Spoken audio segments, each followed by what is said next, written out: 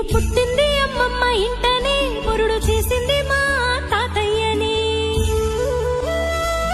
పేరు పెట్టింది మా అమ్మమ్మని, ముందు పిలిచింది మా నానమ్మని. ముద్దులాడరు మా మావయ్యలు, మురిసిపోయారు మా అత్తమ్మలు. మా అమ్మమ్మ ఎప్పుడు కాపలా చూసుకున్నది కంటికి రెప్పలా. లాల పోసింది, జోల పాడింది, బుగ్గ చుక్క పెట్టి